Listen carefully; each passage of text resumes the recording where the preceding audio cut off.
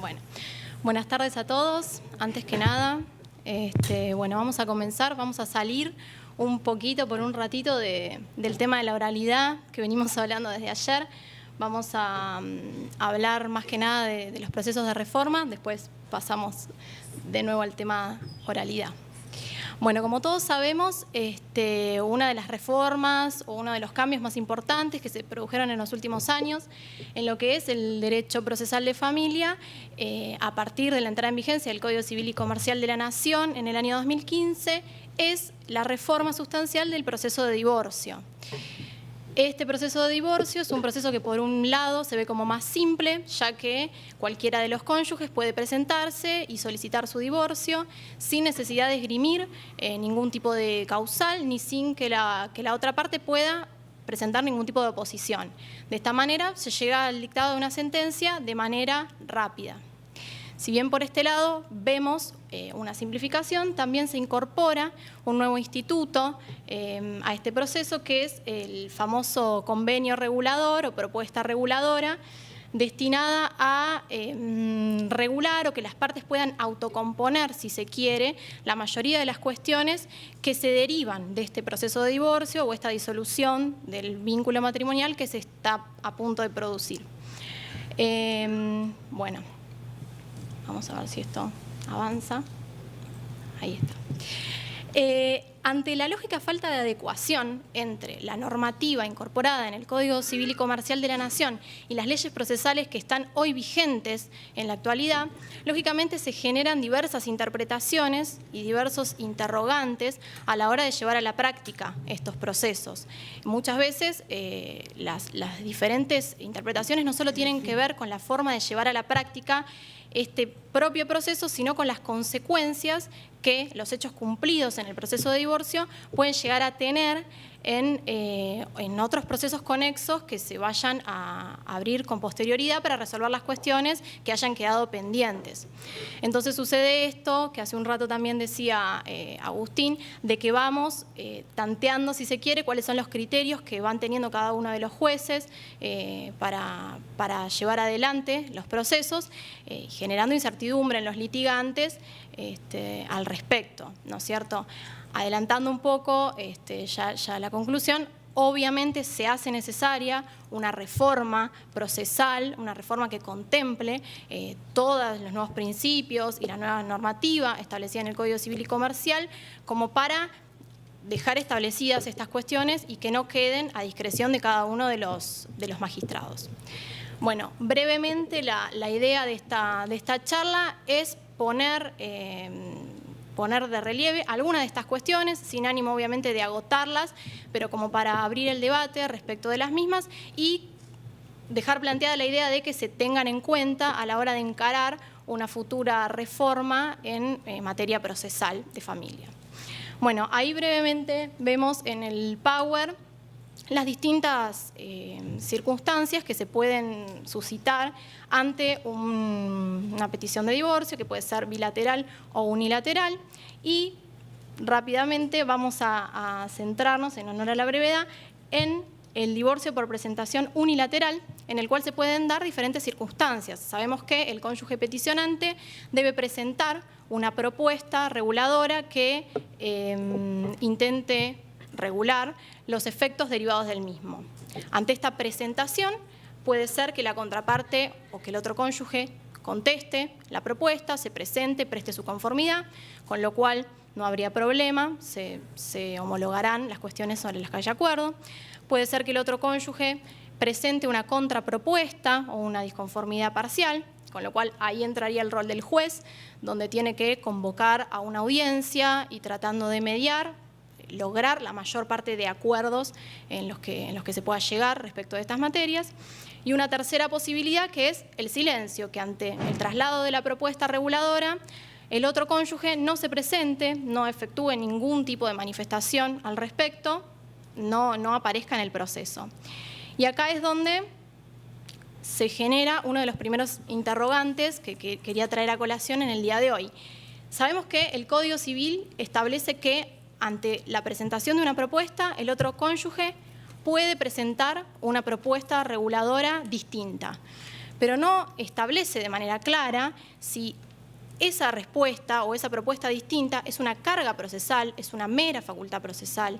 ¿Existe la obligatoriedad de responder esta propuesta? ¿Qué pasa si el otro cónyuge no se presenta? ¿Se considera que prestó conformidad con esa propuesta presentada? ¿Puede el juez sin más homologar esa propuesta presentada unilateralmente por uno de los cónyuges?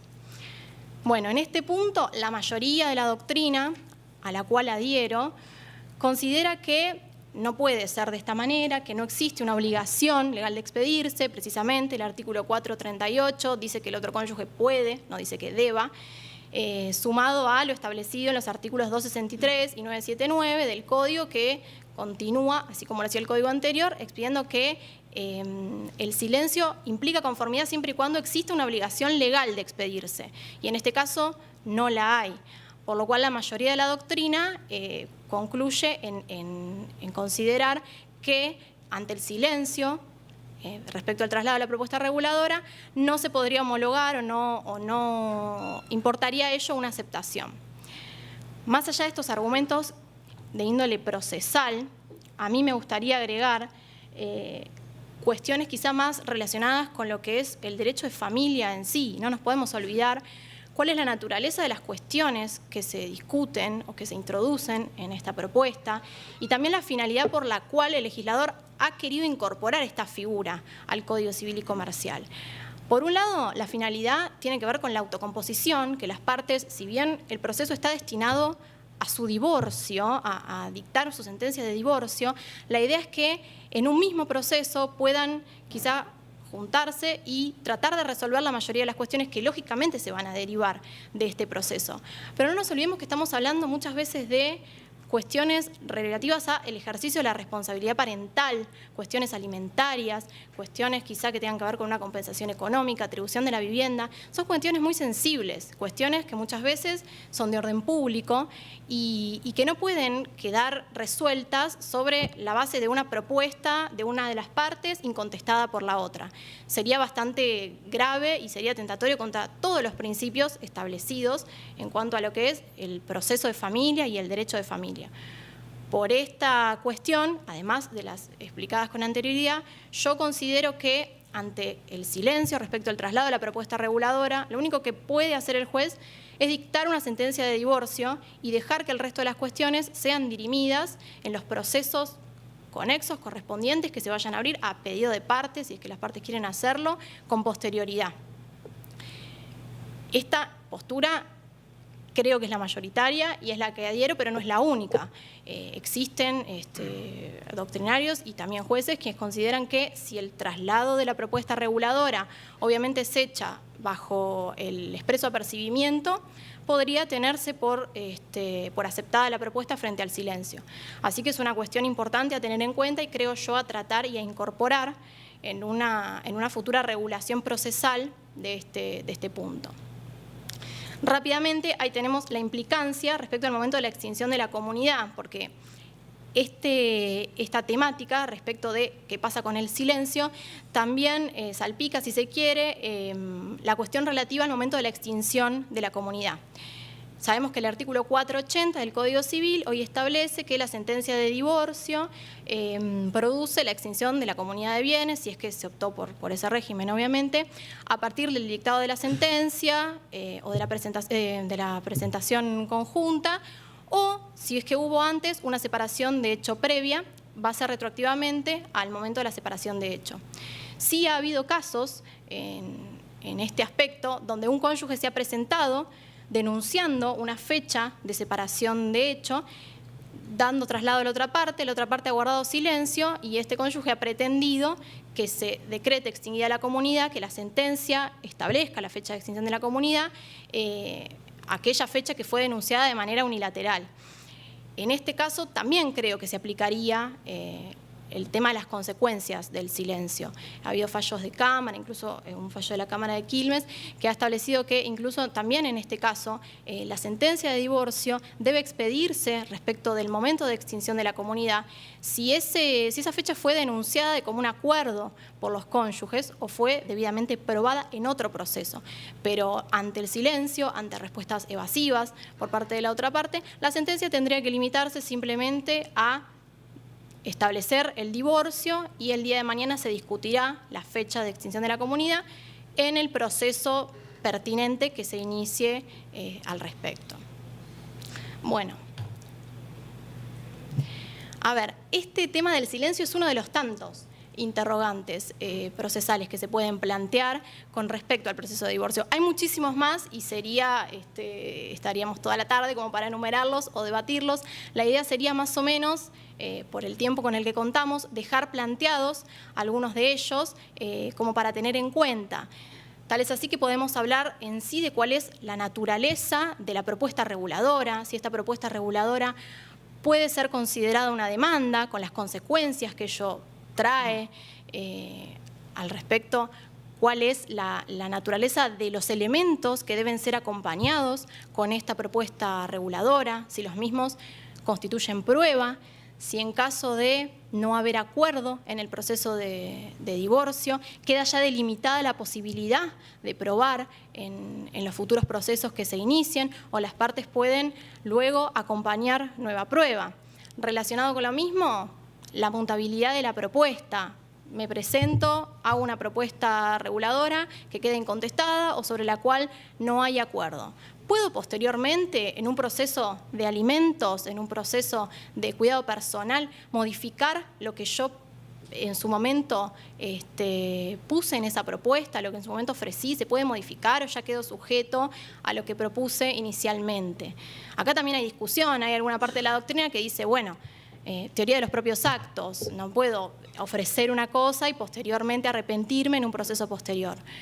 Pero bueno, también tenemos que tener en cuenta que una cosa es lo que uno ofrece en un ámbito de mediación, de conciliación. 2 minutos. Lo que uno ofrece en un ámbito de conciliación o de mediación y lo que se puede llegar a plantear en un futuro litigio. Para cerrar, porque tengo 2 minutos, me gustaría... Qué exigente. 2 minutos. Cerrar con esta idea de Jorge Kielmanovich, que me gustó y me pareció interesante como para cerrar un poco lo que tiene que ver en general con todas las cuestiones que fui planteando. Kielmanovich dice que el proceso de divorcio establecido en el Código Civil y Comercial de la Nación es un proceso extracontencioso o voluntario, entendiendo por tal aquel que no dirime un conflicto entre dos partes, una oposición de intereses, sino que tiende a acordar eficacia jurídica a determinados estados o relaciones. Entendiendo de esa manera, él parte de la idea de que la propuesta reguladora es una petición extracontenciosa, no una demanda. A partir de ello, entiende, por ende, que la misma no debe cumplir con los requisitos del artículo 330, que los elementos que se acompañan con la misma no pueden ser considerados prueba en este sentido, sino simplemente elementos fundantes, correspondientemente que la contestación es una facultad, por lo que la incontestación no podría acarrear el reconocimiento ni la aceptación de esta propuesta. Es decir, él considera que este proceso está destinado simplemente a dictar una sentencia de divorcio. Si a raíz de las propuestas podemos llegar a acordar la mayor parte de cuestiones derivadas de ese divorcio, cuestiones relativas a los hijos, a los bienes, bárbaro, perfecto. De lo contrario, cada una de las cuestiones serán reeditadas nuevamente y desde cero, ya terminó, en los procesos que se inicien. ¿Listo? Muchísimas gracias. Bueno, muchas gracias por la invitación. Como dijo Gabriel, nosotros integramos la Comisión de Jóvenes Procesalistas de Jujuy. Estamos muy contentos por la invitación y por estar acá en la participación. Vamos a hablar sobre el rol del juez ante los derechos de la niñez en los procesos de familia. Más específicamente vamos a hacer hincapié en el interés superior del niño, pero no cualquier niño, sino el niño indígena. vamos a tomar al niño indígena como sujeto de derecho en este doble carácter de vulnerabilidad que presenta, primero por ser niño y segundo por ser indígena. El niño indígena tiene las siguientes problemáticas sociales. Tiene un cupo de necesidades insatisfechas, partiendo desde su carácter de pobreza estructural, con amplia tasa de mortalidad infantil. Bueno, lo que ya conocemos todos, básicamente. Tiene pobreza estructural. Más allá de eso, también presenta una pobreza cultural no respetada desde la institución actual, ¿sí? Se está logrando, institucionalmente lo que logramos es una especie de apartheid de hecho que provoca una discriminación, que no les da la posibilidad de educación bilingüe, que hace que pierda o resigne oportunidades debido a su origen étnico y que quedan marginados de conseguir y de garantizar todos sus derechos. El juez, en estos procesos de familia en los que interviene, y más si hay menores indígenas, debe tomar una actitud proteccionista, una actitud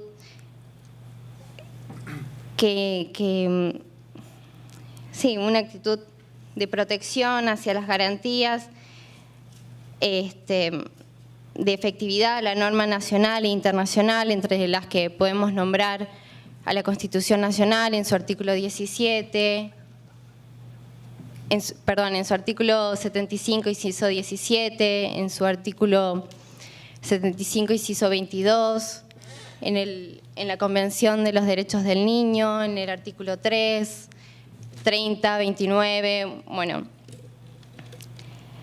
Para hacer la introducción lo más corta posible y que el doctor Aguilar siga con lo meramente procesal, el rol judicial, el rol del juez ante este tipo de litigios tiene que ser un rol activo, un rol que dé preeminencia a los tratados internacionales, que escucha al niño y que,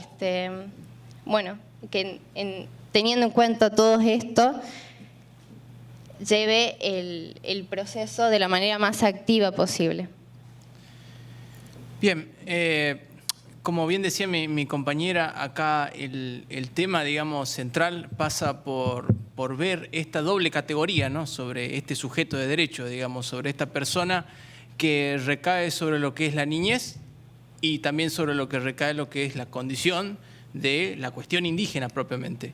Entonces, como ella nombraba anteriormente, el juez en el rol que tiene que cumplir y desempeñarse en producir un juzgamiento de esta circunstancia, de este caso concreto, se va a enfrentar o va a tener que saltear el obstáculo de justamente poder llegar a interpretar esta cuestión de intercultural o de cultura distinta que se presenta frente a un caso concreto. Y estamos hablando de casos que conocemos ya sea desde los alimentos, desde cuestiones que tienen que ver con la guarda, desde cuestiones que tienen que ver con para quién o cómo se produce lo que es la cuestión de con quién queda el chico frente a una situación de un divorcio, de lo que estaba hablando anteriormente nuestra colega.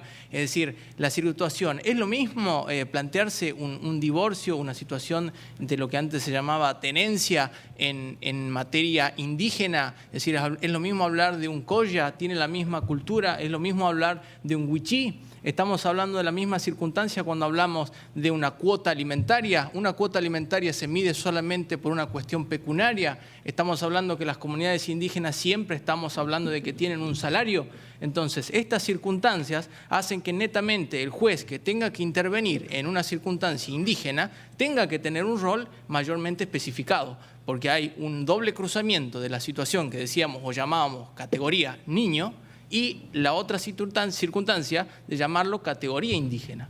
En este cruce, el rol que va a tener que desempeñar el juez va a ser muy importante, ¿Por qué? Porque se va a enfrentar, y nosotros hemos intentado enumerar, de que de principio en la situación de que si tiene que actuar activamente o lo tiene que hacer dispositivamente, y creo que ya empezamos a entender de que tiene que hacerlo activamente, porque un juez que se presenta frente a un niño que encima se le suma la circunstancia de que es indígena, tiene que hacerlo activamente de manera tal de poder hacerlo participar, que son derechos que están establecidos en la Convención, en la Ley 26061 de Protección Integral.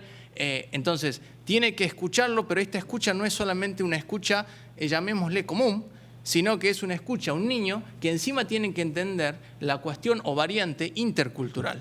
Entonces, esta circunstancia hace que varíe no solamente el entendimiento, sino que también varíe, y algo como muy importante, es la instrucción en la cual el juez debe de estar preparado para esta circunstancia.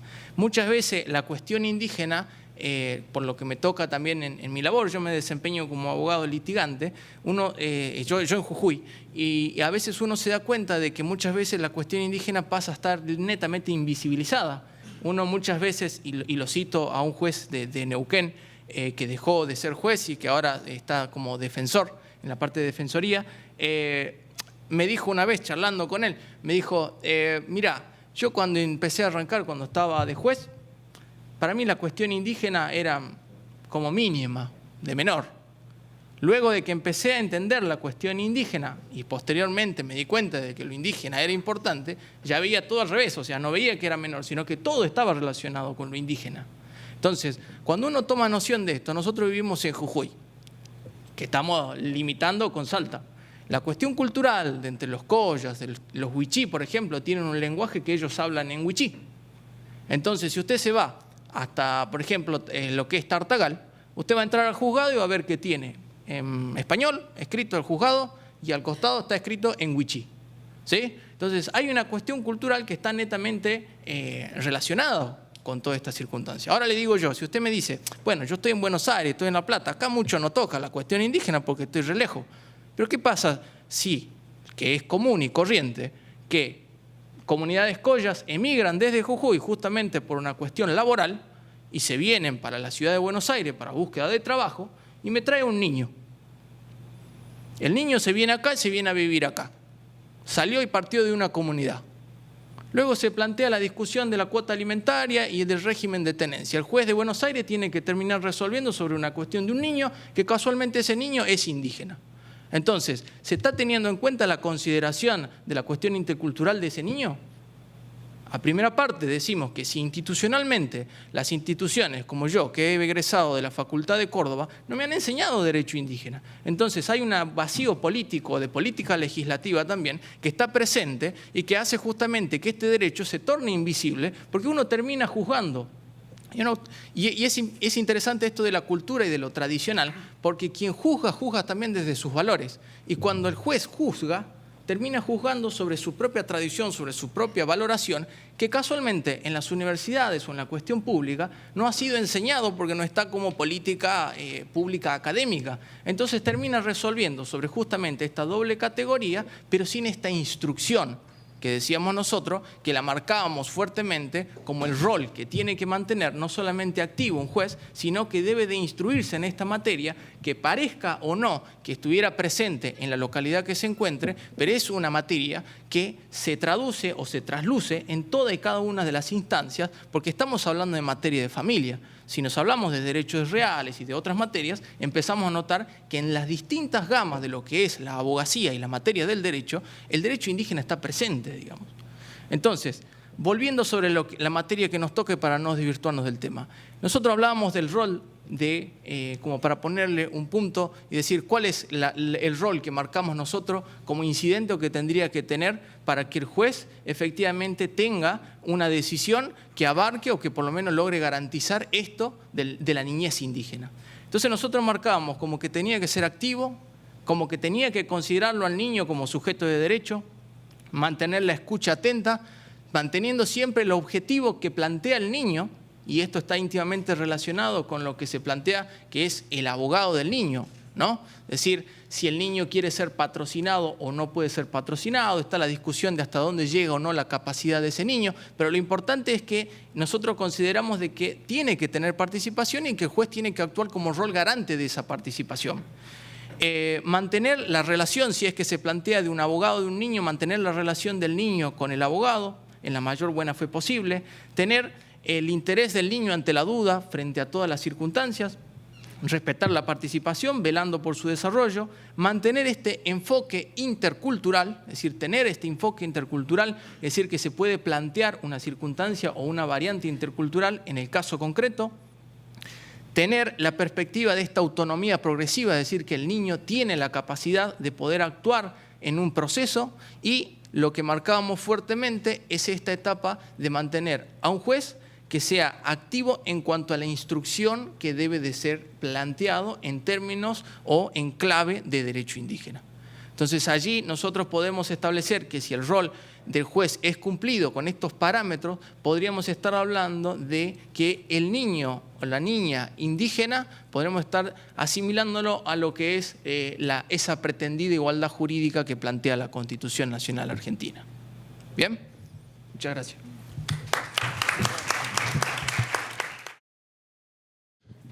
Bueno, muchas gracias por la invitación a la Comisión de Jóvenes Procesalistas. Esto lo digo con toda sinceridad, por haber vuelto a confiar en mí.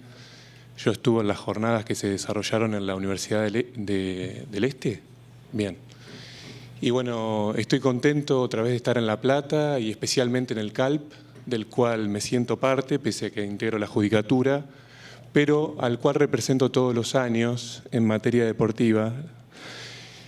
Y bueno, para mí es un orgullo, sinceramente, estar acá, bueno, ya con muchos conocidos, y poder decir algunas ideas acerca de la oralidad en el proceso de familia bonaerense. Mi disertación, que va a ser breve, básicamente es una denuncia, y van a ver, acerca de una desigualdad que se da en el proceso de familia en esta provincia. Sabemos que a partir del Código Civil y Comercial se introdujo una novedad, una de las tantas novedades, que fue se introdujo una regulación sistemática del proceso de familia.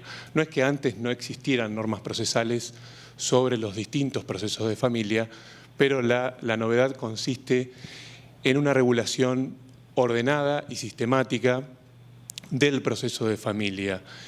En el libro segundo, dedicado a las relaciones de familia, título 8, se introdujeron 4 capítulos, uno destinado a las disposiciones generales, otro a las acciones de estado de familia, otro a las reglas de competencia y otro a las medidas provisionales. Yo voy a hacer hincapié fundamentalmente en el primero, que algunos autores tratan como los principios generales del proceso de familia. De esos principios generales opto o señalo algunos que son los que creo que tienen un mayor impacto sobre los modelos procesales, sobre los sistemas procesales. Como se puede ver en el PowerPoint, destaco 2 grandes grupos, los que se pueden llamar recaudos procesales, y acá es donde ubico a la oralidad y sus principios consecuencias, con excepción del secreto que se exige para los procesos de familias, dado que se discuten cuestiones que hacen a la vida privada de las personas, es decir, oralidad, la inmediación, la concentración y el secreto o la privacidad de las actuaciones, que no fue recogido en estos términos por el Código Civil y Comercial. Y en cuanto a los recaudos orgánicos, la especialización y el apoyo multidisciplinario o el principio de la interdisciplina. ¿Qué pasa en nuestro país? Grosso modo. Bueno, creo que hay por lo menos 3 situaciones distintas. Se podría decir que hay una primera situación de respeto de los principios generales que estableció el Código Civil y Comercial al regular el proceso de familia y que impone a las provincias seguir estos principios, adecuar su legislación a la legislación nacional, como pasa acá en la provincia de Buenos Aires y como pasa en otras provincias, por ejemplo Córdoba, Santa Fe, Mendoza. que en definitiva lo que hizo el Código Civil y Comercial fue seguir la regulación especial que ya tenían algunas de estas provincias. Entonces, esta primera situación sería una situación de adecuación, de respeto en un sentido muy lato. En un segundo grupo podría ubicarse aquellas legislaciones procesales que lo respetan de manera parcial o hay una adecuación parcial. Y yo pensé en el sistema que tiene vida en la capital federal, donde existe un fuero especializado, pero que aplica las normas del Código Procesal Civil y Comercial de la Nación. En el anterior contamos con un fuero especializado, como pasa acá en la provincia de Buenos Aires, con un consejero de familia, que no lo había dicho, ¿no?, que durante la etapa previa se dedica o tiene por finalidad principal lograr la autocomposición. Eso me parece que todos lo saben. A su vez, el juzgado de familia cuenta con un cuerpo técnico auxiliar que lo asesora durante todo el trámite del proceso y aplica normas de procedimiento específicas. En esta segunda situación solamente contamos con un juez de familia que tiene competencia exclusiva en materia de familia. Es lo que ocurre en la Ciudad Autónoma de Buenos Aires. Pero se aplica el Código Procesal Civil y Comercial de la Nación. En un tercer grupo, puede sonar feo, si hubiera algunos colegas de la Justicia de Paz seguro no se lo tomarían mal, después lo voy a tratar de suavizar o atemperar. Se encontraría esa situación donde hay casi un irrespeto total, donde no hay una adecuación entre la legislación procesal local y los principios generales que establece el Código Civil y Comercial. Son básicamente aquellas jurisdicciones que aplican modelos procesales escritos. Esto no es, como dije la vez anterior, una especulación meramente teórica. Esto pasa acá a 100 kilómetros. Procesos de familia que siguen tramitando bajo el esquema escriturario. ¿Cuál es la situación histórica de los procesos de familia bonaerenses? Digo histórica porque esta situación que voy a describir tiene por lo menos 25 años. En la cabecera departamental, y haciendo un raconto histórico muy rápido, desde el 68, que nos rige el Código Procesal Civil y Comercial, los procesos de familia tramitaban conjuntamente con los procesos civiles patrimoniales y dentro del modelo escriturario. En el 72 se sanciona esta ley que rigió solamente 6 años y sobre la cual ya habló Agustín Silvia, no lo voy a reiterar, pero que recoge un modelo procesal oral con una audiencia de vista de causa, pero sin competencia exclusiva, ya que tramitaban materias vinculadas al derecho civil, daños y perjuicios, y algunas materias de familia. El sistema colapsó y en el 78 se derogó. Los procesos de familia vuelven a tramitar bajo la matriz escrituraria y con aplicación del Código Procesal Civil y Comercial hasta el 93, que se sanciona la Ley 11.453 e incorpora el libro octavo al Código Procesal Civil y Comercial. Establece un modelo de oralidad colegiada de instancia única y básicamente un proceso por audiencias, con un cuerpo técnico auxiliar, el consejero de familia y normas de procedimiento específico. Eso ya me parece que se sabe. Lo que sucede con posterioridad es que en el 2007 se sigue la tendencia, me parece que es una tendencia que ya rige en el ámbito iberoamericano, de la oralidad unipersonal con doble instancia por motivos múltiples. Sustituir al colegio y sus problemas de funcionamiento y sus costos en términos presupuestarios y un mayor respeto por el derecho al recurso. Esa es la situación hoy del proceso de familia bonaerense en las ciudades cabeceras departamentales. Pero en los juzgados de paz, que también tenemos, que también tramitan cuestiones de familia, la cuestión es completamente diversa. Se tratan de órganos jurisdiccionales con competencia múltiple, que carecen de un cuerpo técnico auxiliar, más allá de que algunos tengan un trabajador social o un psicólogo en sus filas, que carece de consejero de familia y que aplica las normas del Código Procesal Civil y Comercial atinentes a los procesos de conocimiento sumarios o sumarísimos. La Cámara de Apelaciones en lo Civil y Comercial de Junín, en el 2009, ante esta diferencia, ante esta situación de desigualdad, declaró la inconstitucionalidad de la Ley 13.634, que otorgaba toda la competencia de familia a los juzgados de paz, diciendo que violaba el principio de igualdad y el principio de razonabilidad. Esta situación tiene lugar hoy día. Un proceso de familia que es completamente distinto según que tramite en la cabecera departamental o en la justicia de paz. Pero ¿qué es lo que ha pasado? ¿O cuál es la situación actual? No hay un régimen dual de los procesos de familia, sino que la situación actual ha agregado un tercer régimen. ¿Y cuál es ese tercer régimen? Bueno, yo creo que fue una consecuencia, no sé si demasiado meditada, pero al habernos incorporados a nosotros, y me refiero al Juzgado de Paz de Lobos, al proyecto de generalización de la oralidad, incorporaron materias de familia a un proyecto para el cual no estaba, creo que por lo menos inicialmente pensado para tramitar cuestiones de familia, sino cuestiones típicamente patrimoniales. Tenemos entonces tres regímenes, y ahora digo dos o tres cosas acerca de esto que supongo que ya deben haber hablado mucho y yo no los quiero aburrir con lo mismo. Tenemos tres regímenes.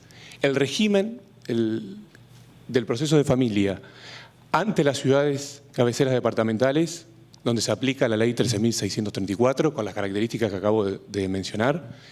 El régimen en los juzgados de paz, que aplican un modelo procesal escrito. El anterior aplica un modelo procesal oral, oralidad unipersonal con doble instancia, modelo procesal escrito con doble instancia, y el que sería el nuestro al aplicar el proyecto de generalización de la oralidad, que supongo que ya se conoce. No voy a insistir demasiado en esto, no quiero ser reiterativo, solamente decir cuáles son sus tres características centrales.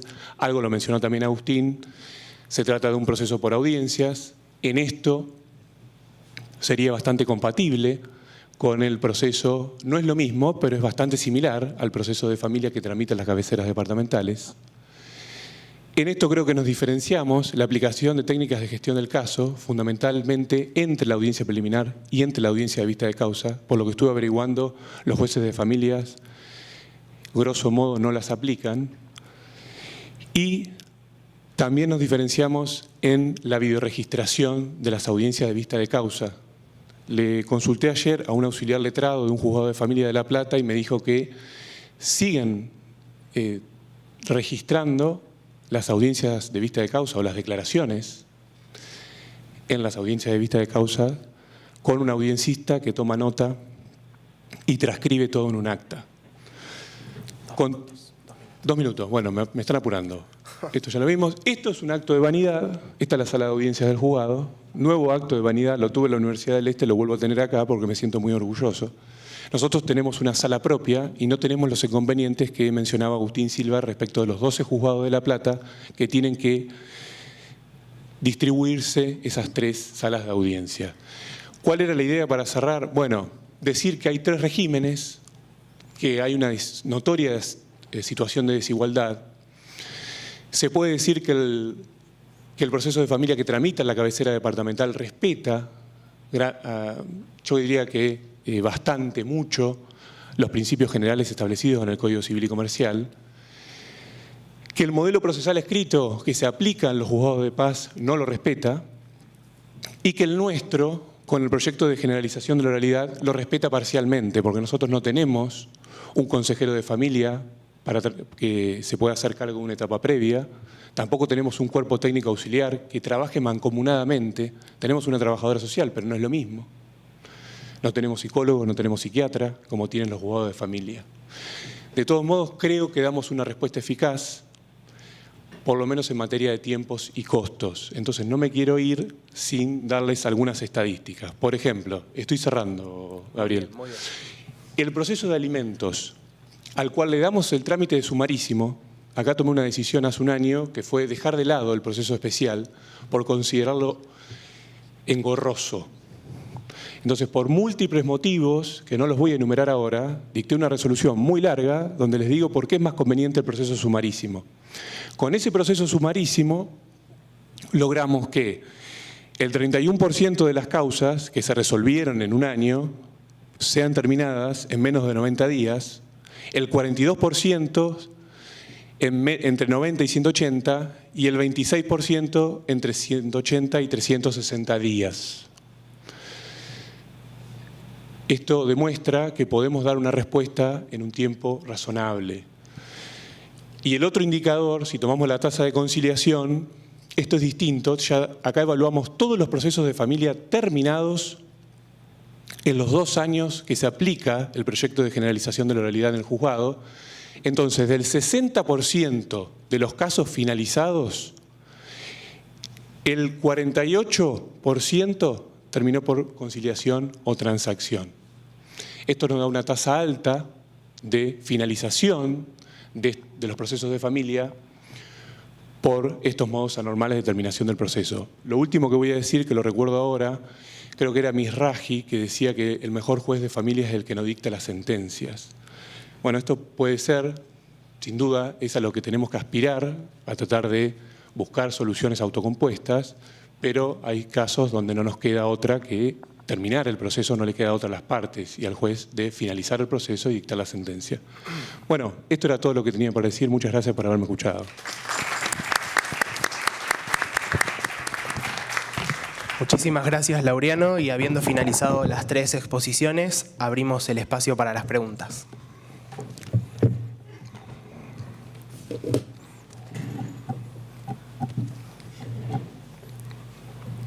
Doctor Giannini. Una pregunta, doctor Aguilar. Usted habló de la necesidad de ponderar los aspectos que tienen que ver con la cultura indígena al momento de resolver conflictos de familia y en particular conflictos de menores que tienen esta doble situación de debilidad. Sí. No llegué a ver si usted me puede resumir cuáles son los principales criterios de ponderación a tener en cuenta esos efectos, es decir, cuáles son los estándares culturales que hay que tener especialmente en cuenta y que habría que diferenciarlos al momento de resolver una controversia de ese tipo. Claro. Primeramente, el rol de juez decíamos que tiene que tener esta visión intercultural. Al decir lo que es intercultural, hay que tener en consideración que cada comunidad que se presenta en ese caso puede tener una perspectiva, ya sea de la visión de familia, como la visión de la niñez o la visión de la crianza de los niños, diferenciada. Ejemplo concreto, no es lo mismo una familia wichí que una familia colla. Entonces, si el juez no tiene a consideración directamente en su parámetro de resolución, cuando va a dictar sentencia, el criterio cultural, lógicamente que no va a aplicar ni el wichí ni nada, sino simplemente lo que ya conoce y sabe. Entonces, si él tiene la apreciación de que puede haber, y esto ya se va a involucrar con todo el sistema judicial, de si es necesario tener peritos especializados para determinar la circunstancia, si la evaluación psicológica tiene que tener entre las preguntas si pertenece o no pertenece a una comunidad, entonces vamos a poder identificar si es que hay que hacer una apreciación o no de esa vivencia de ese niño en su ámbito total. Entonces allí empezaremos a trabajar con un criterio de culturalidad o de interculturalidad diferenciado frente a la circunstancia de vida de ese chico.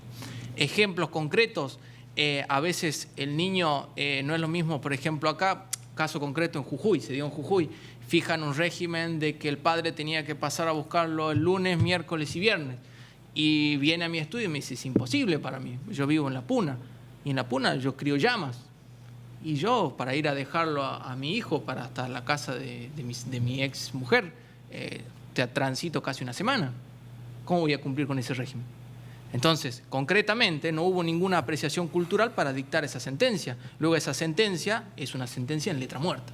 Entonces, si estuviera la apreciación, que consideramos que no está, entonces allí podríamos hablar de una apreciación intercultural en el caso concreto. Pero lógicamente eso es una comunidad colla. Una comunidad wichí puede cambiar. una comunidad guaraní. En Jujuy tenemos distintos pueblos, pero por ejemplo el pueblo guaraní y el pueblo coyo están presentes y no es lo mismo uno que el otro, pero si el juez tiende o hay una tendencia de decir la cuestión cultural hay que apreciarla, entonces creemos que puede cambiar esta circunstancia y de producir mayor igualdad en la decisión judicial, ¿no? Claro, si me permiten, no podríamos hablar de estándares, sino de acaso concreto. Lo que nosotros queríamos plantear simplemente es que las decisiones no se tomen desde un punto de vista cultural hegemónico, desde el punto de vista del juez, sino que abra la cabeza a estas otras culturalidades, más concretamente a la del hecho que se le está planteando. Si eso va a hacer conocer específicamente el tipo de relación si me deja un cultural segundito. que tiene. Eso inclusive va como una por ahí discusión de la cuestión de la universalidad de los derechos humanos. Está planteado de que los derechos humanos son universales como característica de los derechos humanos. Ahora, la pregunta es, ¿son realmente universales? Es decir, ¿no hay particularismos que hagan justamente a la tendencia de la igualdad? Es decir, ¿necesitamos aplicar criterios diferenciados para que a determinados grupos societarios diferenciados por cuestiones de pobreza, marginalidad, lo que fuera que sea, tengamos que aplicar el criterio para lograr la pretendida igualdad? Entonces, por allí va la cuestión. Ahora, la cuestión netamente traza lo cultural, porque en lo indígena hablamos de una cosmovisión de vida distinta y de entendimiento de familia distinta. Allí vamos, no sé si se puede ser más o menos claro. ¿Alguna otra pregunta?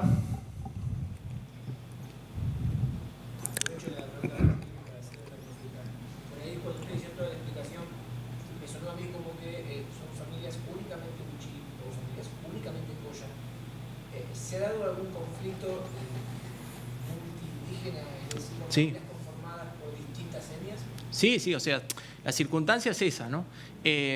Por ejemplo, la mística de la vida misma hace que no necesariamente hayan collas con collas. Puede haber inclusive un colla con un huichí o alguien que no es una comunidad con un huichí. Entonces se produce la mezcla total de cultura.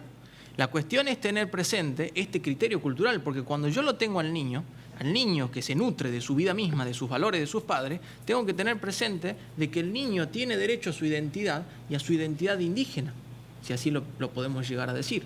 Entonces, en esta cuestión, lógicamente que hay que tener delicado pronunciamiento en cuanto a la funcionalidad que va a tener el Poder Judicial, en cuanto al entendimiento y la garantización que puede hacerlo y cuáles son los medios con los cuales va a producir esa garantía. Y por eso hablábamos de perito, del equipo interdisciplinario y de todo lo que va a tener que nutrirse para decir, bueno, a ver, estamos en presencia de esta circunstancia de que la madre no es indígena y el padre sí. Entonces, ¿cómo produzco el régimen de visita? Porque el padre está allá y la madre está en Buenos Aires. ¿Hay algún criterio cultural particular? Partiendo lógicamente de una pregunta. Si yo ni siquiera me pregunto, y lógicamente ni siquiera voy a tener una pretendida identidad en cuanto al criterio indígena. ¿Sí? Bueno, damos por concluido el panel y un fuerte aplauso para los expositores.